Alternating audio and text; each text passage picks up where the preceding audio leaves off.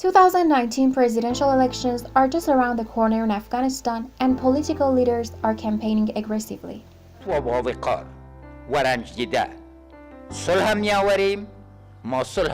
18 candidates have filed their candidature, but the list is expected to grow shorter after the election office completes their voting process on March the 26th. Will these elections be held peacefully? The doubts are higher after the failed and violent parliamentary elections led to several weeks of tensions in the nation.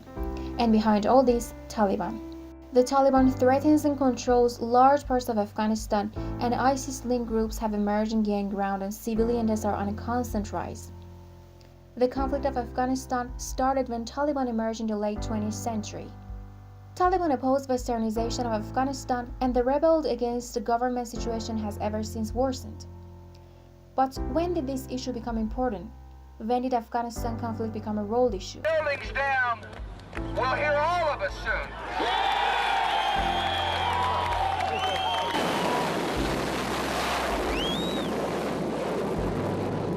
On my orders, the United States military has begun strikes against Al-Qaeda terrorist training camps and military installations of the Taliban regime in Afghanistan.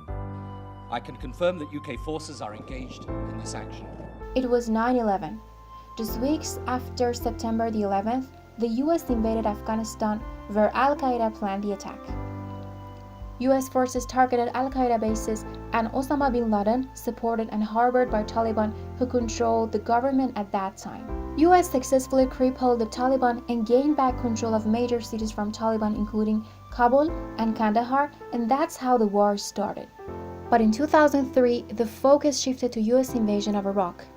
Most of the funding and military was determined in Iraq, and Afghanistan became a second priority.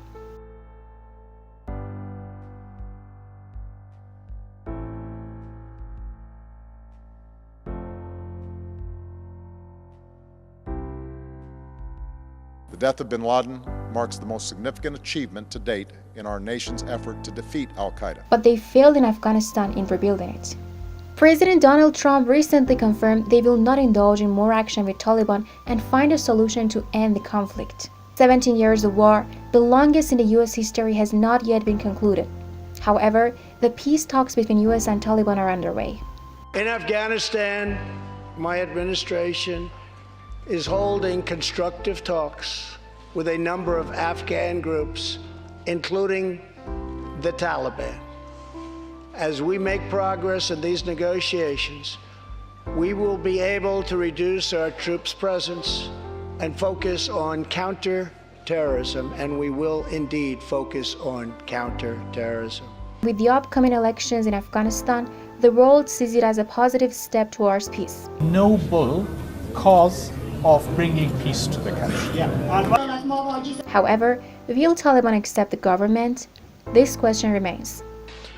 We do not know whether we'll achieve an agreement, but we do know that after 2 decades of war, the hour has come to at least try for peace, and the other side would like to do the same thing. It's time. And at the moment, it is too complicated to determine who is winning the war, but the one who's losing the most is Afghan people.